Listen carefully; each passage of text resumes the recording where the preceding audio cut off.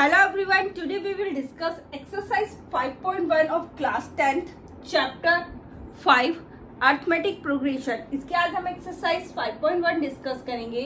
इसका हम question number 1 discuss करेंगे, लेकिन इससे पहले अगर आपने मेरा चैनल सब्सक्राइब नहीं किया है तो सब्सक्राइब कर दीजिए, साथ ही बेल आइकन भी प्रेस कर दीजिए जिससे कि आपको हर एक वीडियो का नोटिफिकेशन मिलता है। So we start from question number 1। Question number 1 is, in which of the following situations does a list of number involve make an arithmetic progression and why? इनमें से किस सिचुएशन में जो लिस्ट ऑफ नंबर इन्वॉल्व है वो AP बनाते हैं और क्यों?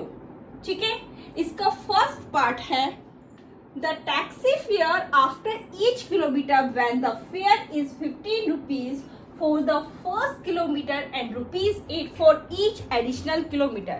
जो टैक्सी का फर्स्ट किलोमीटर के लिए जो फेयर है वो 15 रुपीज है, और जैसे कि ये टैक्सी फर्स्ट किलोमीटर के लिए इसका जो फेयर है वो है 15 रुपीज। ठीक है, और हर एडिशनल किलोमीटर के लिए 8 रुपीज है।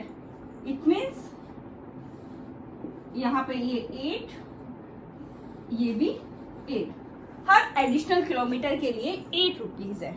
तो हमें यहाँ पर ये देखना है ये एपी में है और क्यों है। ठीक है, तो देखो सबसे पहले आपकी फर्स्ट टर्म क्या होगी, यहाँ पे हमें सीक्वेंस बनानी है तो फर्स्ट टर्म क्या हो जाएगी, तो फेयर के फर्स्ट किलोमीटर के लिए कितना फेयर है इसका 15 रुपीज, तो ए हमारे पास कितना आ जाएगा 50। ठीक है, A2 क्या हो जाएगा यहाँ तक का, तो क्या हो जाएगा 15 प्लस 8, 15 प्लस 8 कितना हो जाएगा 23।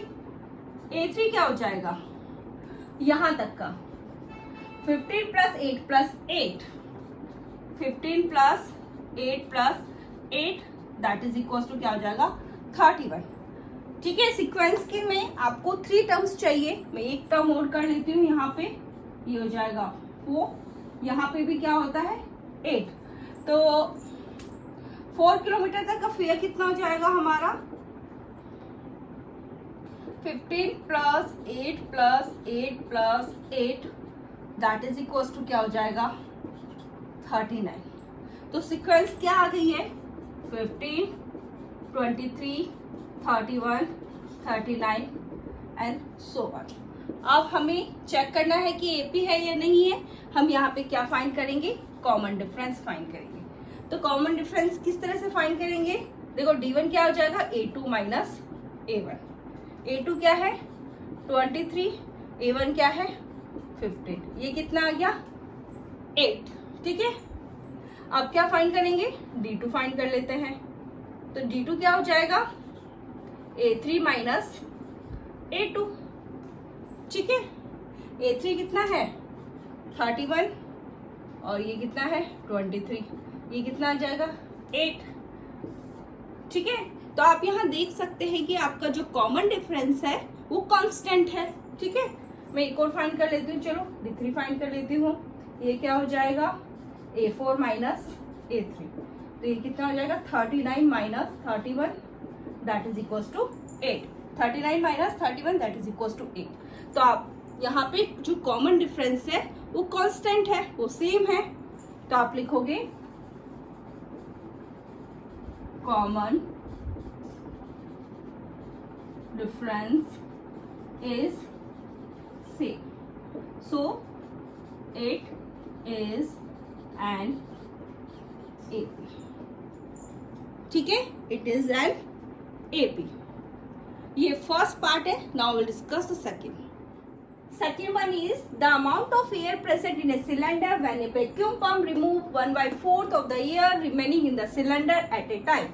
एक हमारे पास सिलेंडर है जिसमें एयर प्रेजेंट है, जब इसको वैक्यूम पंप किया जाता है तो उस एयर का 1/4 है रिमूव हो जाता है एक टाइम पे। तो यहाँ पर हमें पहले सीक्वेंस बनानी है, फिर हमें ये चेक करना है कि ये एपी है या नहीं है।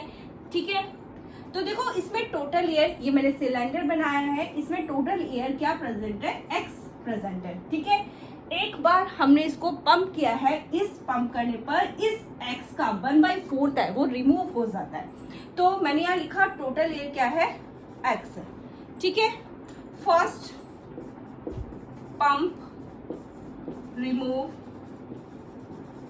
देखो इसमें x एयर है, इस x एयर का 1/4 रिमूव हो जाता है, तो x का 1/4 करा तो क्या आ जाएगा, x/4 आ जाएगा। ठीक है, अब कितनी एयर लेफ्ट रह गई इसके अंदर, एयर लेफ्ट हमें चेक करनी है, तो इसमें से इसे सब्ट्रैक्ट कर दूं, x माइनस x/4, यहाँ पे एलसीएम कितना आया 4, यह आ जाएगा 4x माइनस का x, यह आ जाएगा 3x/4। ठीक है, ये आपका A1 है, A है, ये आपका A2 है। ठीक है, अब यहाँ पर देखो सेकंड पंप किया इसको हमने, सेकंड पंप रिमूव। ठीक है, एयर लेफ्ट का 1/4 कर दे हम, 3x/4 इंटू 1/4 कितना आ जाएगा 3x/16। ओके, अब एयर लेफ्ट, अब इसमें कितनी एयर लेफ्ट रह गई। ठीक है, एक बार पंप किया 1/4 तो एयर रिमूव हो गई, हम लेफ्ट एयर निकाल लेंगे, उसमें कितनी एयर लेफ्ट रह गई, फिर उसका हम 1/4 कर देंगे। इस तरह से हम कर रहे हैं इसमें। ठीक है, अब कितनी एयर लेफ्ट रह गई, इसमें से हम इसको रिमूव कर दें, 3x/4 में से, सॉरी 3x/4 में से हमें सब्ट्रैक्ट करना है 3x/16 को। ठीक है, यहाँ पे एलसीएम कितना आ गया 16, यह आ जाएगा 12x माइनस 3x, यह आ जाएगा 9x/16। ये हमारे पास क्या है, A3 है। ठीक है, तो मैं यहाँ सीक्वेंस बना देती हूँ, तो सीक्वेंस क्या आ जाएगा x, 3x/4, 9x/16 and so on. ठीक है, ये A है, A1, A2, A3। अब हमें क्या फाइंड करना है, डिफरेंस फाइंड करना है। सबसे पहले हम D1 फाइंड करेंगे, D1 क्या हो जाएगा A2 माइनस A1। A2 क्या है 3x/4, इसमें से x सब्ट्रैक्ट करना है, एलसीएम कितना आ जाएगा 4 आ जाएगा, यह आ जाएगा 3x minus 4x, that is equal to minus का x/4। अब हम D2 फाइंड कर लेते हैं, इसमें से इसको सब्ट्रैक्ट करना है, D2 होगा क्या A3 माइनस A2। A3 हमारे पास क्या है 9x/16 माइनस का 3x/4, एलसीएम कितना आएगा 16, ये आ जाएगा 9x माइनस 12x, 4 4 जो 16, 4 को 3 से मल्टीप्लाई किया 12, तो कितना आ जाएगा माइनस का 3x/16। ठीक है, तो आप यहाँ देख सकते हैं कि जो हमारा कॉमन डिफरेंस है वो कांस्टेंट नहीं है, सेम नहीं है।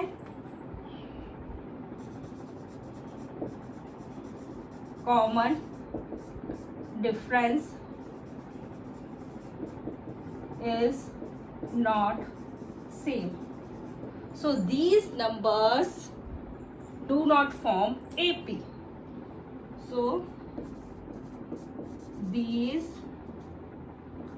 numbers do not form AP। ये है second one. Question number 3 is the cost of digging a well after every meter of digging when it costs rupees 150 for the first meter and rises by rupees 50 for each subsequent meter।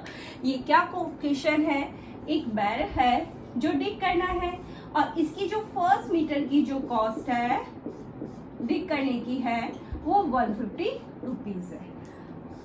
आगे each subsequent metre ये 50 rupees rises हो जाती है।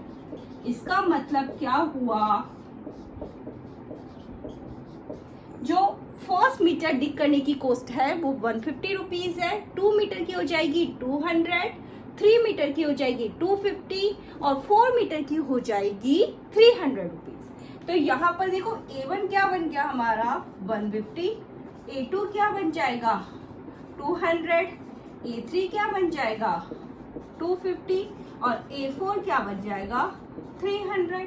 Okay, sequence क्या बन गई हमारी, 150, 200, 250, 300 so on. ठीक है, डिफरेंस निकालते हैं।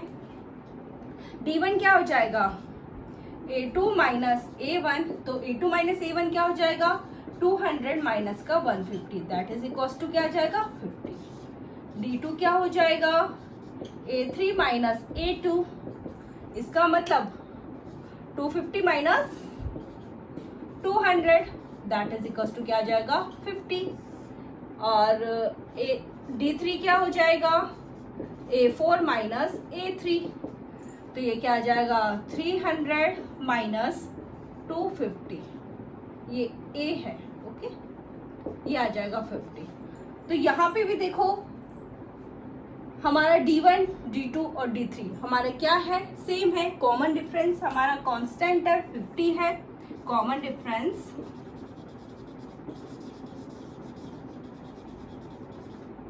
is same, so it is an A1. Fourth part is the amount of money in the account every year when rupees 10,000 is deposited at compound interest at 8% per annum. इसमें क्या question है, bank में 10,000 rupees है वो deposit किए गए हैं 8% per annum compound interest पे। इसका मतलब क्या हुआ, देखो पहले तो कंपाउंड इंटरेस्ट क्या होता है, इसमें आपको इंटरेस्ट पर भी इंटरेस्ट मिलता है। इट मीन्स आपने जो इंटरेस्ट अर्न किया है उस इंटरेस्ट पे भी आपको इंटरेस्ट मिलेगा।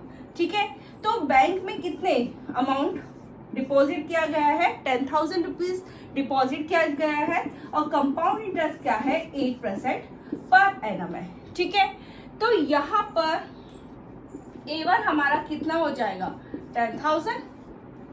ठीक है, इंटरेस्ट फॉर फर्स्ट ईयर क्या आएगा, इंटरेस्ट फॉर फर्स्ट ईयर हमें 10,000 का 8% फाइंड करना है। 0 से 0 कैंसिल, ये कितने आ जाएगा, 800। ठीक है, तो A2 कितना आ जाएगा हमारे पास, अब देखो 10,000 में हम ऐड कर दें 800, तो ये आ जाएगा 10,800। ठीक है, फर्स्ट ईयर का इंटरेस्ट कितना आया, 800 आ गया, 800 को हमने ऐड कर दिया 10,000 में। ठीक है, फिर इंटरेस्ट फॉर सेकेंड ईयर। ठीक है, अब हमें 10,800 का 8% हमें फाइंड करना है। ठीक है, ये तो ये आ जाएगा 864। ठीक है, अब हमें क्या फाइंड करना है, A3 क्या आ जाएगा, 10,800 में हम क्या ऐड कर देंगे, 864 ऐड कर देंगे, तो आ जाएगा 11,664। ठीक है, तो सीक्वेंस हमारी क्या आ गई है यहाँ पर, 10,000, 10,800, 11। ठीक है, तो यहां पर अब हम क्या फाइंड करेंगे, डिफरेंस फाइंड करते हैं, D1 फाइंड करते हैं पहले। तो D1 क्या हो जाएगा, A2 माइनस A1, A1 को A भी लिख सकते हैं, A2 माइनस A1, A कुछ भी। ठीक है, तो यहाँ पर ये कितना है, 10,800 में से क्या सब्ट्रैक्ट करना है, 10,000 सब्ट्रैक्ट करना है, तो ये कितना आ गया हमारा 800। D2 कितना आ जाएगा, A3 माइनस A2। ठीक है, इसका मतलब 11,664 में से हमें क्या सब्ट्रैक्ट करना है, ये सब्ट्रैक्ट करना है, तो कितना आ गया 864। ओके, तो यहाँ पर आप देख सकते हैं जो कॉमन डिफरेंस है वो हमारा सेम नहीं है। Common difference is not same, इसका मतलब क्या हो गया, the list does not form तो ये था फोर्थ वन। हमने एक्सरसाइज 5.1 में क्वेश्चन नंबर 1 के सभी पार्ट्स डिस्कस कर लिए हैं। In our next video we will discuss question number 2। लेकिन उससे पहले अगर आपने मेरा चैनल सब्सक्राइब नहीं किया है तो सब्सक्राइब कर दीजिए, साथ ही बेल आइकन भी प्रेस कर दीजिए जिससे कि आपको हर एक वीडियो का नोटिफिकेशन मिलता रहे। So thank you.